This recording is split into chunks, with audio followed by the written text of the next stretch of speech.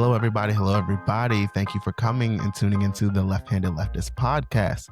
As always, my name is Carlos. I am the host here. And today we have an exciting conversation. We're going to be talking about how Black women really felt after Kamala Harris's election loss. What were some of the things that came out of that? And also from then until now, how Black women are really feeling when it comes to politics in our society, as well as just the state of Black politics overall. So today's guest is an amazing person, activist, visionary. Joining me for this conversation today is Mckayla Wilkes. Mckayla Wilkes is the director and founder of Schools Not Jails. She is also a community organizer with Life After Release and a former Democratic Congressional candidate in Maryland's 5th District. She is somebody who I look to a lot when it comes to leftist ideology and policy, especially when it comes to making sure that it fits into a pro-Black agenda. So without further ado, you guys, let's get into it. Thank you. Mckayla, it's so great to have you here. I'm always glad to have you here, talk with you, all that. I mean, look, for those of you all who don't even know, Mckayla is like one of my mentors when it comes to politics, when it comes to like leftism, like leftist thought and all that. So I'm so glad to have you here. It's amazing. Yeah, thanks for having me, Carlos. Awesome. Yeah. So let's go ahead and get into it. We're really going to be talking about the Kamala Harris election, how Black women are feeling, how just Black people were feeling. But I want to kind of take a step back first and kind of like lay the foundation for us. Last year in 2024, we had Kamala Harris got the Democratic Party nomination for president. And the reason I kind of am saying that she got the nomination is because she wasn't really voted in as the party nominee. It was kind of just handed down to her after Joe Biden honestly couldn't do it anymore and chose to step down after everyone had to yell at him for multiple days, weeks, and months. I want to get your thoughts primarily on what did you think when Kamala Harris got the nomination, because we saw a lot of Black girl magic come back again. We saw a whole lot of people talking like her going on with Keke Palmer doing interviews, things like that. Black women were like, this is our time. How did you feel when she got the nomination? I feel like there was a lot of identity politics without actually considering any policy, without actually making any demands. Just this person looks like me. I think there was a lot of pandering to the community, to the Black community specifically, without offering any tangible policies that would make our lives better. And I also thought that going back to not making any demands and going back to policy, just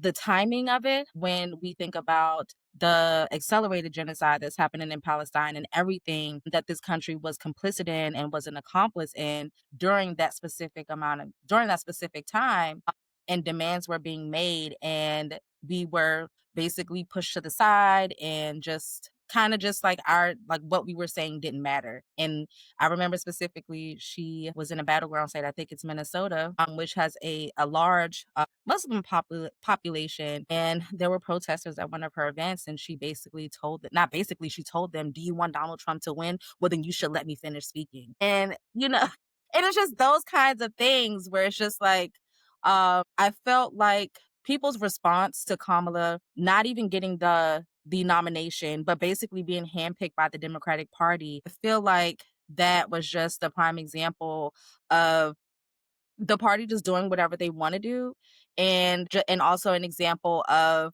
just not actually listening to the people and what we actually want. And I feel like things like that are dangerous to our community. Definitely. And even in what you said about how really policy wasn't there at all. And do you feel like Black women got anything out of the nomination other than representation? Like, as a Black woman yourself, did you feel any sense of like her representation elevated you or just did anything for you other than just, hey, she's No, I don't feel like we got anything out of her representation because we didn't choose her.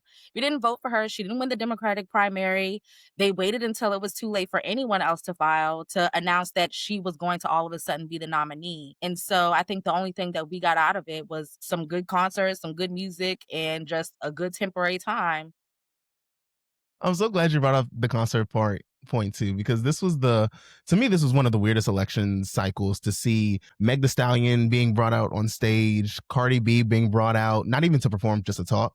And then Beyonce being brought out, which was really controversial because people were even saying, if you're going to bring her out, you might as well have her sing something or perform, not just show up to speak. And then we see how much money was actually like given to these celebrities and to quote unquote like buy their endorsement instead of actually like putting that money towards the people. And that actually goes into the first clip I want to show you when it comes to how much money was actually raised and then how this was kind of seen as like the support for a black woman as the nominee was just so profound for some people.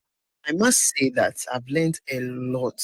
Words cannot express from Black women in America. Look, they have been crucial in shaping America to be what it is today. The freedoms and the rights that we enjoy in America is by Black women. Like women like Harriet Tubman from the abolition movement, Rosa Parks, Coretta Scott Skin from the civil rights movement. They have had to hold their families. And on Sunday, when Joe Biden announced that he was stepping down for Kamala, they got on a Zoom call. 44,000 of them showed up. They had to even call the CEO of Zoom to open it up so that more of them could show up. 44,000 of them showed up and they broke records.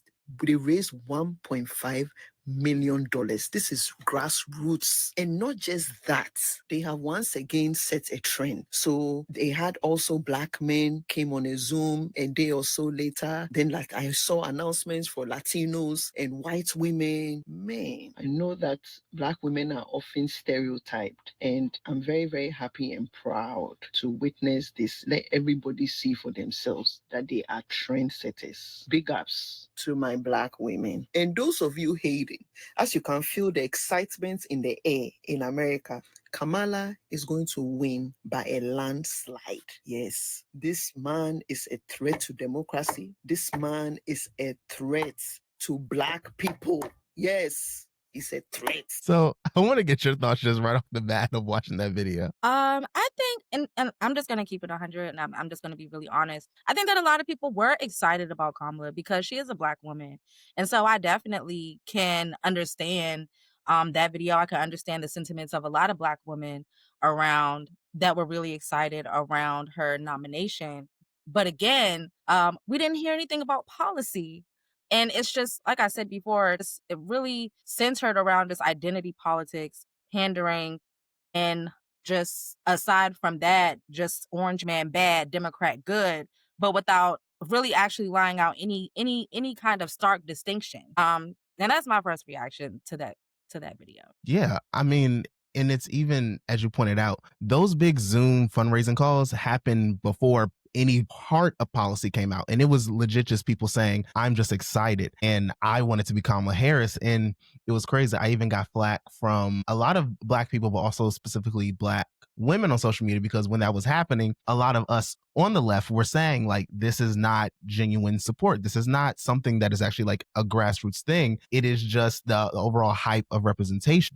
I want to get your thoughts on this too, about the money that came in for her, seeing that they raised that over $1 million for her in just a Zoom call. What are your thoughts on how the Democratic Party has kind of used Black women as these big fundraisers to raise money and do all these things, while at the same time we saw that there were big mega donors and super PACs that were saying we're going to withhold money until Joe Biden is out of the election, and then if Kamala Harris gets in, we will give her money. So how do you square that of they're raising all this money from grassroots people, but at the same time they already know that they have these tens of millions of billions of dollars from corporate PAC? I think that it's a facade. I think people like Kamala and like Joe Biden and a lot of establishment Democrats who take big money from corporations and super PACs, and while at the same time taking grassroots money from people like us who actually can who can stand to save those dollars because we need them more than them. But I think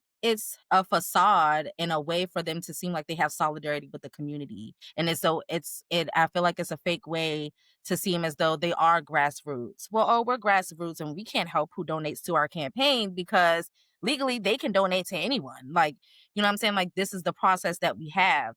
And I've seen a lot of a lot of especially local elected officials here in Charles County use the same excuse. Well, yeah, I can take developer money. Anybody can donate to a campaign. And it's, to me, like I said, I feel like it's a facade in a way to seem like you have solidarity with a community that you helped to lay the foundation for everything that's happening now for. And even in the video that you showed, a lot of people and also the Democratic Party is like, oh, well, he's a threat to marginalized communities. He's a threat to Black communities, completely negating the work that they've done to lay down the foundations for him to be able to do what he's doing right now.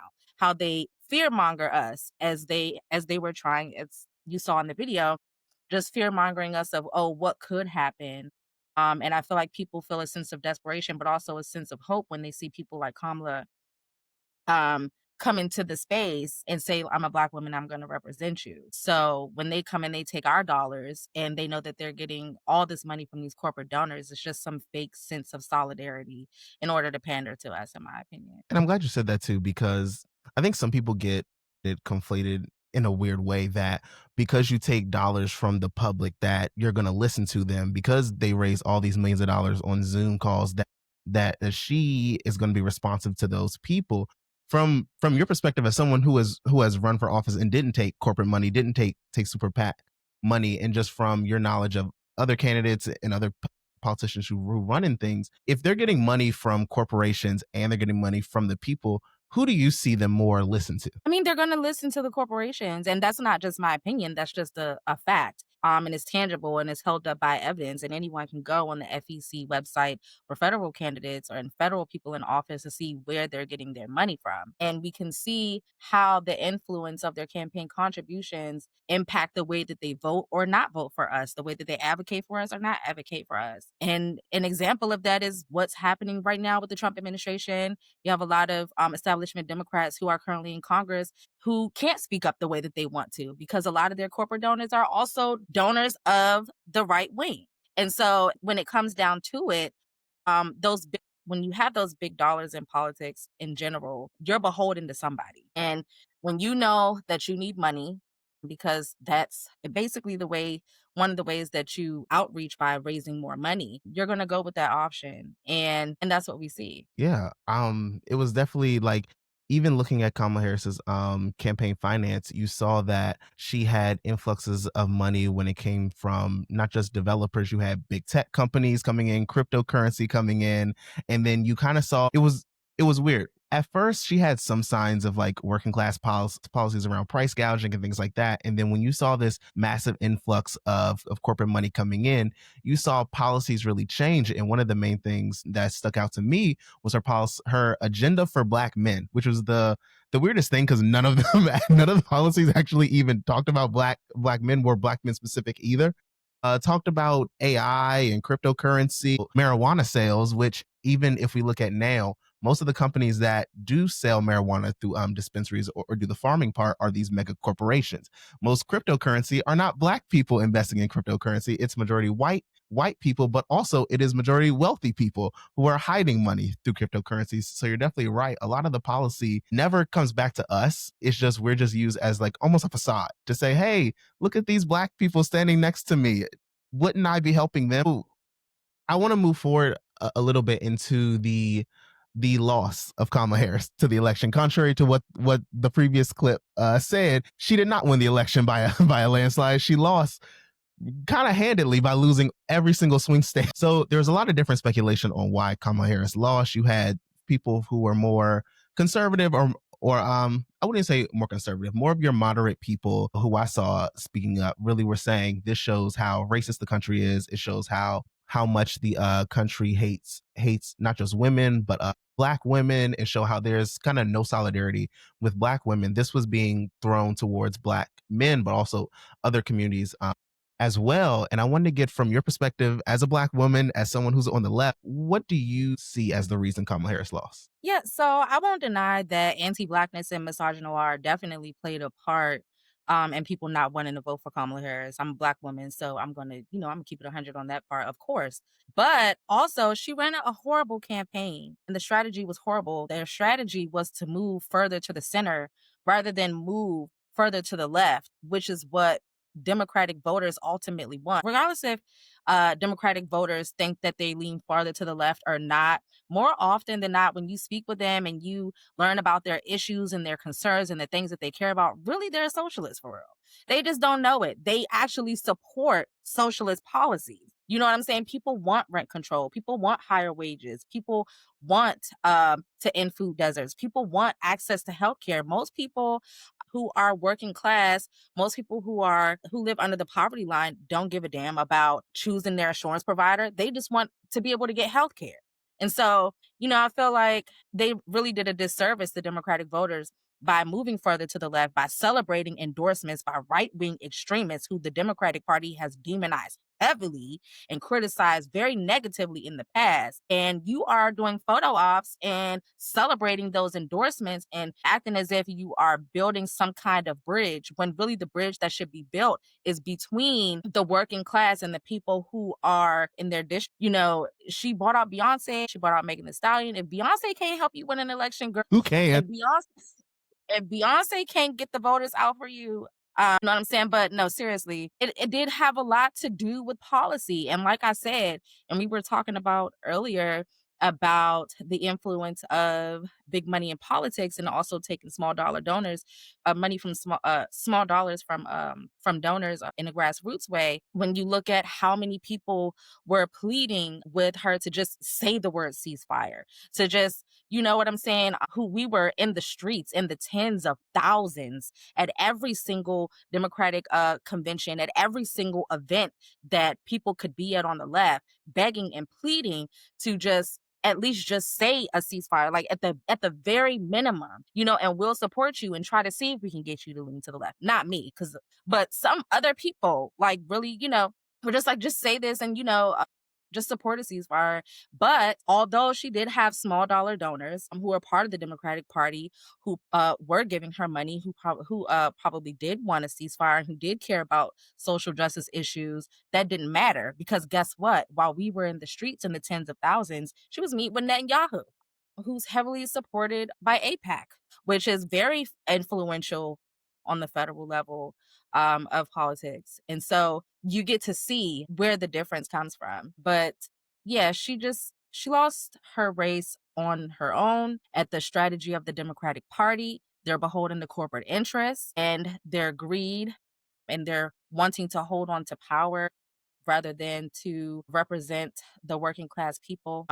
She decided to move further to the center. And when at the end of the day, you can move as far to the right as you want to, but they're always going to want the real thing. And that's what they voted. Ooh, I love the way you said that. Everyone wants the real thing. Like why would I take a watered down drink when I can have the full thing? And even I love that your point that you made about them suppressing their own base, because you even saw when Kamala Harris as vice president, one thing that she did when it comes to immigration is go to Guatemala and tell them do not come. Emphasize that the goal of our work is to help Guatemalans find hope at home. At the same time, I want to be clear to folks in this region who are thinking about making that dangerous trek to the United States-Mexico border. Do not come. Do not come. The base fought for DACA. The base was supportive of pro-immigration policies and had an agenda when it came to wanting to expand judges and be able to fast track immigration cases. And we saw her not only be used to tell people don't come to the country, but also heavily push what I would call a Republican-backed immigration bill that gave nothing away when it came to citizenship, did not do anything when it came to temporary protective statuses for people, and really do everything they can to turn their nose at their own base. One of my thoughts was why they lost is that the people who would have come out who were pro immigration, they felt, why would I show up for you when you're already telling me that you don't support me? And then on top of that, like you said, her basically stance on pro genocide, which even when you said ceasefire, it reminded me people weren't even pushing for her to say genocide. They were just pushing for her to say ceasefire, like the bare bones minimum. Why is it in your mind that the Democrats always take this stance of turning against their base, whereas from my perspective, Republicans do the opposite? They win the primary and then they heavily cater to their base even more. It has a lot to do with money, and with wanting to hold that power. And I think there's a saying that says one of the best nursing homes is Congress. And it's not even just Congress, like even in here in Maryland, Mike Miller literally died on the Senate floor. Politicians are, it's about power, it's about money, it's about status. And like we were speaking about earlier with the big money in politics, they're beholden. They're beholden to those interests. And at the end of the day, that's what they're going to go for. If you're getting $100,000, you're getting $1 million every 2 years from a super PAC or organization. And that's your train of thought. You want to hold on to your power rather than fight for the will of the people. Then that's just the way that's what you're going to do. Definitely. Do you want to share who you voted for or no? So I did in the Democratic primary, I did vote uncommitted, but I do want to preface it by saying that we do live in Maryland, which is it's blue. Maryland was going to give her the nomination anyways. Can you say that one more time for all the people who continuously to say, if you don't vote for Kamala Harris, then you're standing up, you're voting, that's a vote for Trump. No. Fortunately, we are fortunate enough to live in Maryland, where we know that the Democratic nominee is going to get it from our state anyways. So, I never encourage other people not to vote for her. Of course, if you live in a swing state or if you live in a red district, then you have to do what you have to do, because at the end of the day, they say the lesser of two evils. So I can understand in that situation, but no, I did not. And the reason for that was because I could not in good conscience, after over a year at that time, of seeing the images that I was seeing of children in Gaza, and just not even just children, but everything that's happening to Palestinians and what they were willing to do to them. It's no way in good conscience that I could vote for that, because if you think that that's okay to do to them, then what will you do to us? Wow. And I just felt like at the end of the day, it was about human rights, like those are people. And so I just could not in good conscience vote for someone who, while I was in the streets in Washington, D.C. with others gathered in the tens of thousands, she was meeting with Netanyahu, who was committing those atrocities, and also taking pictures and smiling and saying, we're going to do whatever we can to make sure that Israel can defend itself. I could not in good conscience vote for that. Exactly. It is in this country. I was getting ready to say we treat Israel as like the 51st state, but you can't even say that, because we act as if we are a state in the country of Israel. To how much we cater to them, we allow them to do whatever they want to without impunity. And to your point that you made, I want to show our next clip, which kind of gets into some of the sentiment that I saw come out. Black women and black women only. If you're not black, keep scrolling. Black women. This is today. Go to Starbucks. Go get your latte. Go get your coffee. Go get your snacks. Go to Starbucks. What I got? I got a venti iced chai latte, light ice, oat milk, matcha cold foam, extra matcha cold foam. Wait, hey, baby, go get your Starbucks and let's mind our black business, okay? Okay, so sorry for having to subject you to that headache. One, I'll say this. I don't know if you go to Starbucks or not. I don't. That order just sounded disgusting to me. Like when you start mixing all these weird things that to me don't even sound like they go together, I'm like, you know what? You can keep it. I don't need it. What's your perspective on the influx after her loss of Black people saying, we're done, we're checking out, peace. If it deals with you, that's on you because you don't support me. So I do want to say I empathize with that. Because as Black women, we hold a lot on our backs. We are always at the forefront and we're always on the front lines. You know what I'm saying? Fighting for everyone, including ourselves. So I definitely empathize with, we're tired, we don't want to do it anymore. I empathize with that. But also it's dangerous to our communities. Because as we can see what they're doing in the Trump administration and before, every policy decision disproportionately directly impacts our community. I feel like we can't afford to sit back and not do anything. And when you look at everything that this administration and when I say this administration, I don't just mean Trump. I mean the Democrats too. I mean all of it. When we see when we see the policies that are coming out, when we see the executive orders, when we see how just this week Democrats in the House voted with Republicans to give Charlie Kirk his own day of remembrance when it took us years to even get a Juneteenth. But I say all that to say we cannot afford to sit back and just let them run rampant through our communities and do whatever they want to do, because we can't afford to do that. No one is coming to fight for us. No one is coming to save us. We're not going to legislate our way to liberation. And it's obvious, like we can see now, even during Kamala's campaign and many other Democratic campaigns, they always stress we have to fight the right. We have to defend democracy. We have to make sure that we get more Democrats in office. But we can see what's happening now. Who's fighting for us? Who is fighting for us? What are they doing for us? They're not sticking their neck out for us? They're not in the streets with us. They're not fighting back with us. They're voting with them. And no, it was the Senate, and the Senate voted unanimously on giving Charlie Kirk his day of remembrance. Yeah. Christopher Van Hollen, Angela Also Brooks. Yeah. Wow. Wow. Sure So did.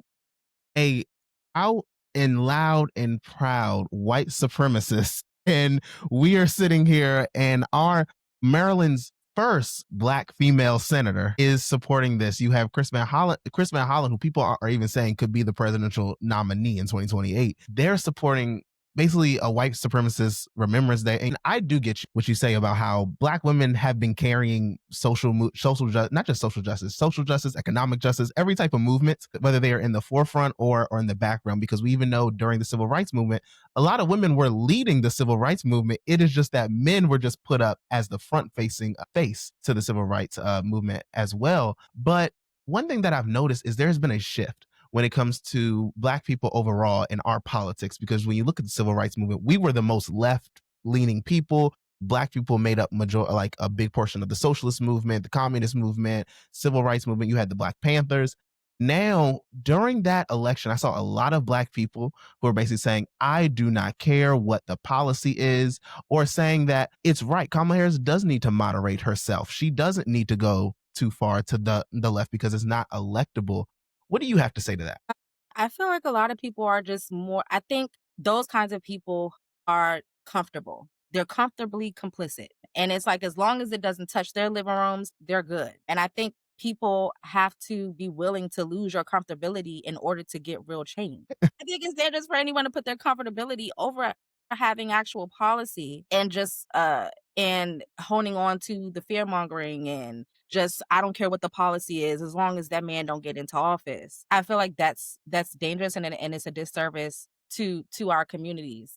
But we are not going to be free until people are willing to not be comfortable. The road to liberation and the road to our freedom is not going to be a comfortable one. It's just not. It's not going to be comfortable. All of it won't be fun, but we will find joy along the way. But, as I said before, we're not going to vote our way into liberation. We're not going to vote our way into the freedom, especially if we have people thinking like that. No, you're right. You're right. And even going back to that clip, one thing that really stuck out to me, and not just that clip, but just in social media at that time, was you had the outpouring of people not just saying, "Oh, I'm checking out of politics," but it was this sort of thing like, let's go back to all the corporations that we were supposed to be boycotting.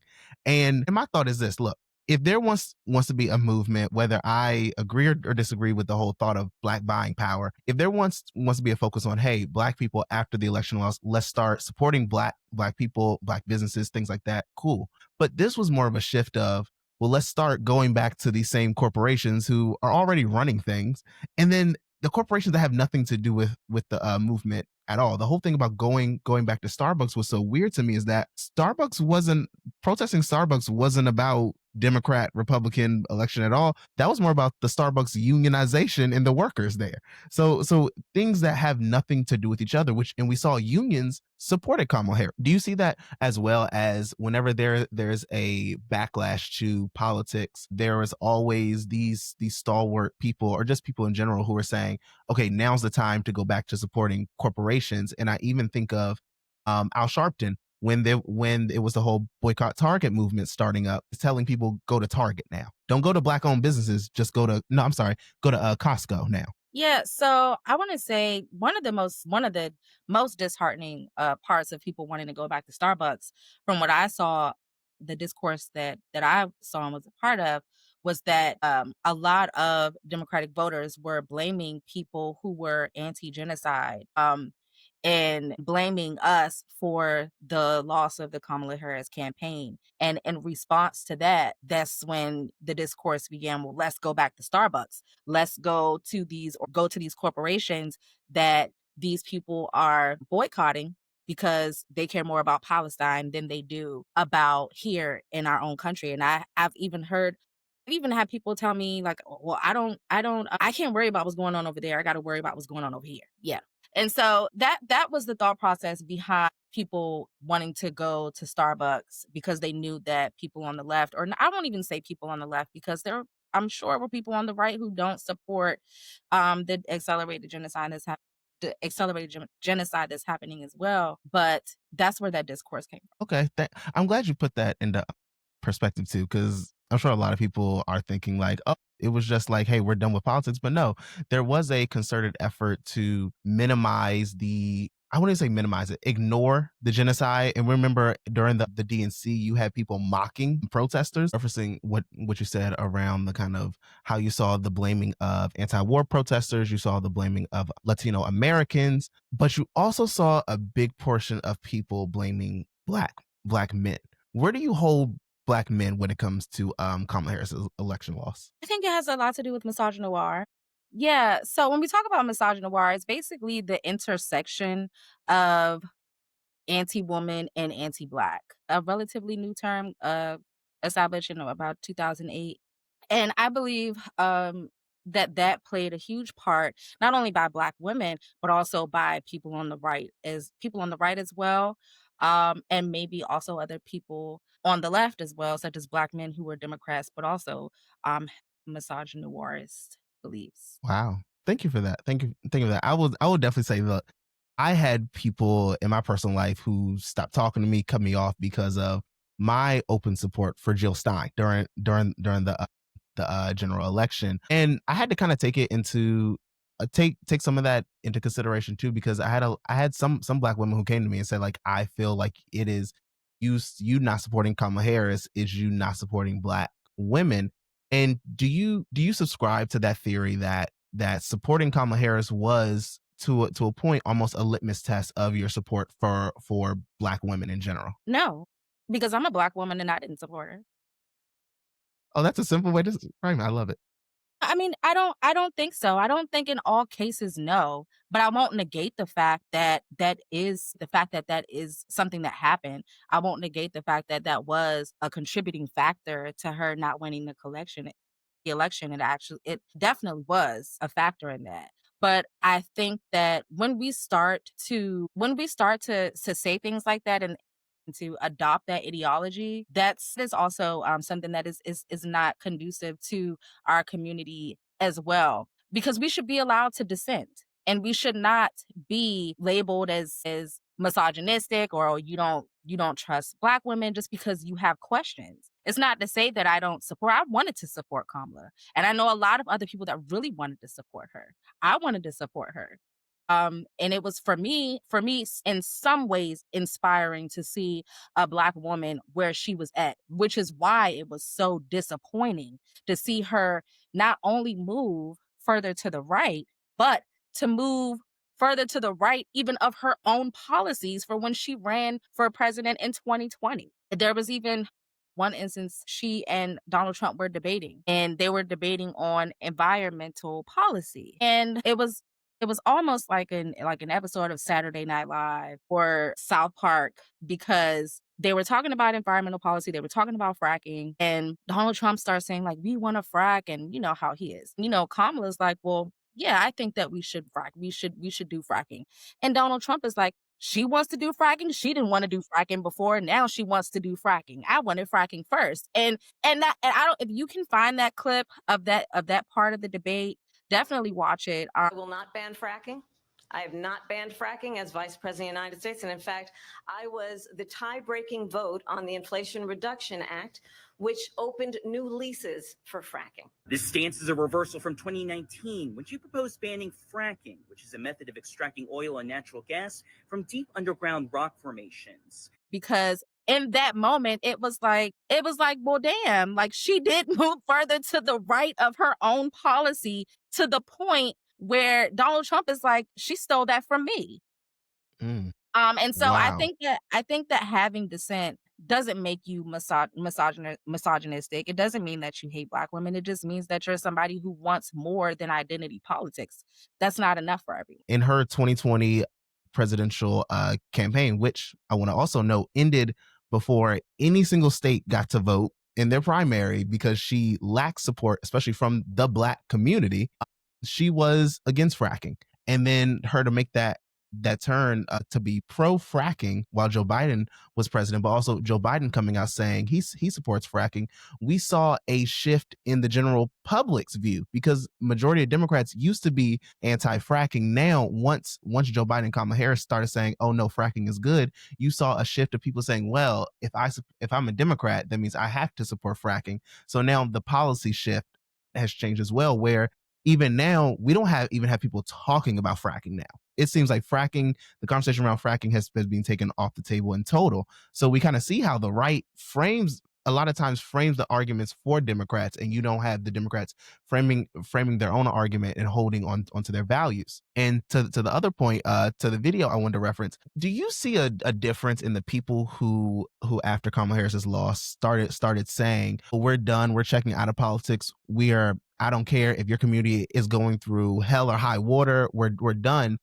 Because the people who I saw mostly posting that aren't the people I recognize as the people who've been in the streets doing anything. I saw it more as the people who just kind of voted every year to 2 years, and they're like, "Hey, I'm done." And what were you actually doing though? I would say from what I've seen, and it may or might not be proven, it has been people who are not necessarily in organizing spaces. And I want to say for marginalized communities and communities who are who are directly impacted, somewhat uh, don't necessarily hold them accountable for that. Just and I only say that because a lot of organizations and a lot of politicians and candidates, they don't often go into neighborhoods of people who look like us, who may not necessarily be as politically engaged, who may only know Republican versus Democrat. And those might be some of those people. But then you had the other mix of people who were very aware, who could tell you the kind of people I'm talking about, who watch MSNBC all day, got Fox on all day, CNN all day. They know all the current events. They know everything that's going on, and they still decided that what was happening was okay, and they wanted to vote for her, and that's fine. But those are also still the same people who are very much aware of everything that's going on and chose not to advocate afterwards as well.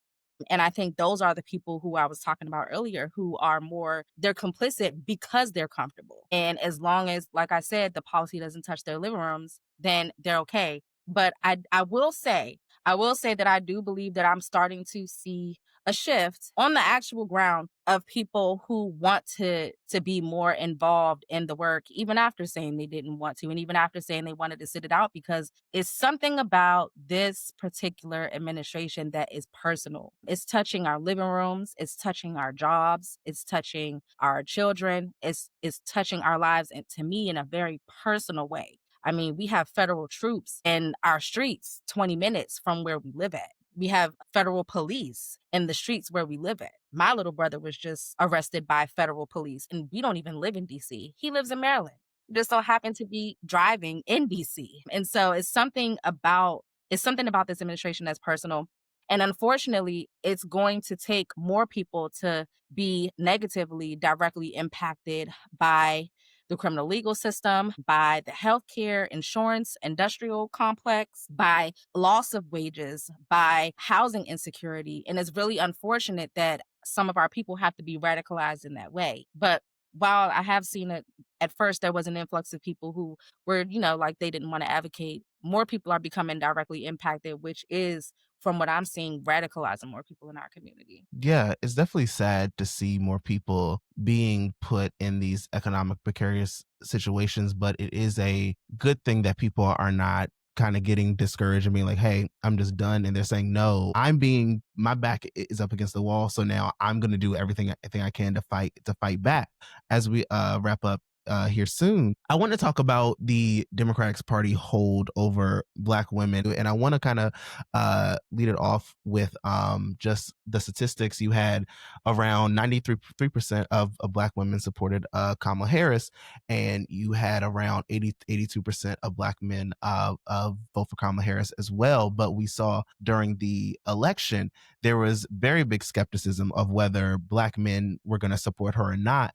And that kind of pressure towards Kamala Harris, we saw, made her come out with a Black men's agenda. Now, whether we're actually going to call that a Black men's agenda or was it just a corporate agenda, that's another conversation. But do you think that if Black women showed a similar level of skepticism to the Democratic Party to say our vote is not just bought and sold, our vote, you have to actually earn it, that we would have seen some Black women policies move forward? Now, whether they were going to be corporatized or not, I could probably say they probably would have been corporatized. Do you think that Black women withholding their vote to a certain extent would be good for them in the long run of the Democratic Party? Absolutely, because power concedes nothing without demand. And we can't say as a party that we want to save democracy, which whether or not we actually have a democracy is debatable, and that can be another conversation. But if we actually want to be the party that supports democracy, then being democratic is listening to people who dissent, taking their concerns into consideration, and informing policy based on that. We have to have a seat at the table in order for us to actually get change. And so I do think that a lot more of us should withhold our votes. We should hold our politicians to higher standards. They are not celebrities. They are not people who interviewed for the job and got it. You know what I'm saying? They are public servants. They're not there to get rich. They're there to do a job. And their job just so happens to be to represent us, to make sure that we can live longer lives, to make sure that we have affordable housing, to make sure that we have food, to make sure that we have health care. Their job is to take care of us, not the corporations. Because guess what? They're not taking what our needs are into consideration, but they're taking what the needs are of corporations. They're answering questions and considering the needs of energy companies. They're taking and answering the questions of health insurance companies, even to the point where not having health insurance can get you fined. Not having car insurance can get you put in jail. Not because they care about you being able to see the doctor, not because they care about your car being insured, so that health insurance companies can make a profit and that car insurance companies can make a profit. That's not a coincidence, and that's by design. No, you're exactly right. I always found it weird that we mandate people have car insurance, but do not provide any public version of car insurance either. So it's like, I'm going to make you have something, and then if you're in a horrible situation and you have to drive to go to work, but you don't have car insurance, we're literally telling you, we're making it illegal for you to actually go to work. And people always say, well, you can use public transportation, take the bus, take the metro, things like that. Everyone doesn't live somewhere that has a bus or metro. Both of us have lived in Charles County. There is no metro in Charles County. There's barely a bus. Actually, there is no bus. It's a van. It's called Van Go. Every community doesn't even have the public infrastructure or transportation to get people to and from. And then to my last, go ahead.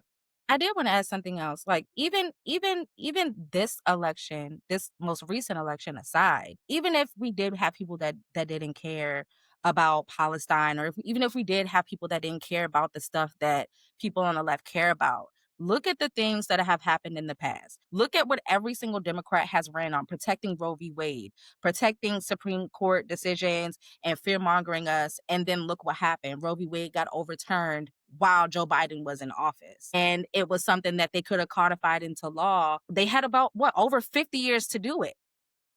Even when you look at like letting the child tax credit expire just so they can run on it. So it's like, this, like I said, this election aside, hold them accountable for their past discretions. You know what I'm saying? Like, at least be upset about that. At least be upset about abortion rights being overturned, basically. You know what I'm saying? Like, at least hold them accountable for things that they have promised us in the past that they didn't do, eliminating student loan debt.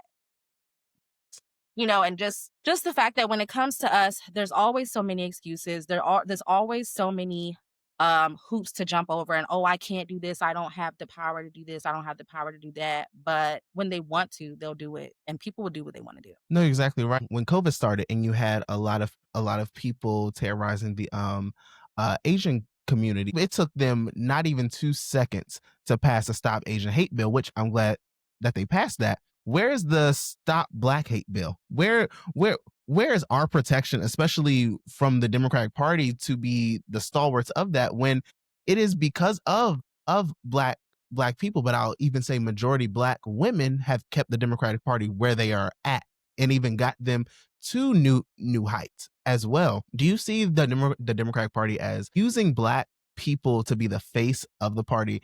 And when I say face, I say that in the loosest term possible. They will not, under any circumstances, put up black candidates as much as they can help it. But do you see them using the black support to say, hey, vote for us, but you're the last in line when it comes to policy? Absolutely. Absolutely. And they pander to us and it's almost insulting the way that they pander to us. Like even in the most recent election with Kamala Harris and bringing out Megan Thee Stallion and the Migos and Beyonce and how she talks about, oh, I like my collard greens with hot sauce. And like, joking about, oh, when I was in college, I used to do marijuana, you know what I'm saying? But Listening people to are still Tupac. but people are still getting locked up for that. And so it's cool to pander to us when you need our votes. But when the shit hits the fan, all of a sudden we're forgotten. All of a sudden they forget the promises they made to us. All of a sudden it's too hard. I can't eliminate student loan debt. Oh, but let me sign this appropriations bill. Let me sign this FY 2023 budget giving the Department of Defense $5 trillion. Like we can do that. And so it's like when it comes to us, there is always an excuse that they can't do it. But it goes back to the big money that's in politics. It goes back to the corporations. It goes back to the foundation of that and being more beholden to those interests. Because at the end of the day, Carlos, all that shit is about money. It's about You're right. money. And yeah, there's two parties and well, there's two primary parties, but the one party is the money party. And that's what we see. And it's sad. It really is sad because right now we are in a crisis as a country, as Black communities across this country. Our communities are being targeted. Our communities are being attacked. Our communities are being occupied. And we have Democratic leadership that can't even do what they need to do for us because their corporate donors are in the way. You're exactly right. And you're exactly right on all those parts. It gets disgusting feeling that every other community gets their needs, I wouldn't even say addressed, because in large parts, they're not either Republican or Democratic parties are really addressing people's concerns at all, but they get the airtime before Black people. But then again, at every primary, at every general election, they will always hold up, thank you, Black people. The only reason, in my opinion, that Joe Biden won the primary is off the backs of Black people who kept his campaign alive when he was flailing. He was lost the first three primaries until South Carolina, when James Clyburn, the famous of the corporate goons of Black people, came up and basically was like, we know Joe and Joe knows us. So one of my last questions to you here is, what role do you think our legacy Black politicians play in kind of the co-op of keeping Black people under the thumb of the Democratic Party, but also keeping Black people from not expecting more from their politicians? And I'll even name people like Maxine Waters, Clyburn, even the late and great John Lewis's and Elijah Cummings as well. I think that their role plays a disservice to our community. I feel like they're in a position where they can talk about it a lot different. And I kind of want to bring in the question that we were discussing prior to this into this, is that the way that we talk about politics and we talk about the big money in politics and what that does, which that plays a part in it as well. But we also have to understand that everything that's being done is antithetical to the existence of Black people. And being Black, unfortunately, in this country is a political issue. Our skin color is a political issue. And so sometimes it's about not doing things that will help us to advance because the donors and the powers that be don't believe in that. They don't want that for us. And mind you, these are the same companies and corporations who disproportionately don't hire Black people or disproportionately pay Black people less. We need more people in leadership. We need more people in leadership that look like us, that can talk about those issues, that can call out the anti-Blackness, that can demand that we need more. And I find it extremely disappointing, RIP John Lewis, but I find it extremely disappointing Maxine Waters, and a lot of other of our elders who are in Congress, I feel like they lived during the times where their generation was fighting for liberation. Their generation was fighting for freedom. A lot of them lived through the Jim Crow era. And it's a really sad sight to see how even they let big money to influence them, to take them away from their values, probably from what essentially put them in politics in the first place. I mean, and you look at people like Nancy Pelosi, even though Nancy Pelosi is a white woman, if you look at some of her clips when she first got into Congress, she actually supported universal health care. When you look at people like AOC, who came into Congress, who's a Latina, and you see people like you see her come into Congress, and she was just very gun-ho, pro-lefty, working class, and eventually I won't say it's corporate money, because I don't believe that she takes that, but it's also the influence and the wanting to hold on to that power. And I feel like somewhere along the way they get lost and they lose sight of actual community. But that's what happens when you stay in office for 45 years and you get used to having a 6-figure salary and you become a millionaire. You don't want to lose that. And so at some point there's a disconnect where you're no longer connected to your community. You no longer have those community ties that you may have once had. And it's really sad, and it's really disappointing to know that, you actually lived through the things that we talk about now, that we're learning about in the history books. You were there. And so it's just like, how dare you not want us to demand more when you at one point demanded more yourself? That's why you're in the seat that you're in. That's why you ran for office in the first place, because you wanted more. And if you wanted more and you ran for Congress because you wanted to demand more, then why won't you encourage us to demand more ourselves as working class people and the people that you represent? Wow. I love that. And you're exactly right. The Black Caucus used to be probably the most progressive caucus within the House of Representatives, and they are now shilling for AIPAC, and they are now shilling for what Maxine Waters kicking Katie Porter off of the banking committee, because it was reported that she was getting word from her donors, who are bankers, that they don't like how Katie Porter is talking to them. So you're right. The same civil rights leaders who were in their heyday doing the damn thing, they sold out. I mean, more than just the politicians. You look at people like Al Sharpton, you look at other of these, Roland Martin, and people of these kind of Black upper echelon groups. They are not here to help us. Now they are in an era where their main concern is themselves and their own personal wealth. Mckayla, And it's been awesome. Oh, go ahead. And I honestly also think that, and I might be wrong in saying this, but I feel like in their minds, their wealth puts them in a closer proximity to whiteness, which also causes a disconnect with the people in their community as well. No, you're definitely right. You're definitely right. Mckayla, it's always amazing to have you on here and get your insight, because I always feel like I learn something new a lot of times. Anything you want to leave the people with? Any type of last words, comments, or just thoughts? I guess I would leave the people with the importance of resisting right now with everything that we're seeing. Everything that we're seeing happen in our community is setting precedents. And I think it's important that we let this administration know, we let people in power know, we let people in leadership know right now that we're not going for it. Because if we just sit down and comply right now, they're going to keep running over us. They're going to keep occupying our communities. They're going to keep just doing whatever they want to do or whatever they don't want to do. And obviously, it's clear that our Democratic leadership has already chosen to concede. And so it's up to us to fight. And so while, Carlos and I, we always, have the shits and giggles, because we have to find some joy in it, honestly, in some way. But in all seriousness, that's how we survive, is to resist, because nobody's coming to save us but us. Awesome. I love that you ended it with that. Again, you all, thank you so much for watching this episode of Left-Handed Leftist Podcast. There's much more to come, and I'm sure we're going to have much more of Mckayla Wilkes on with us again. Thank you so much, you all.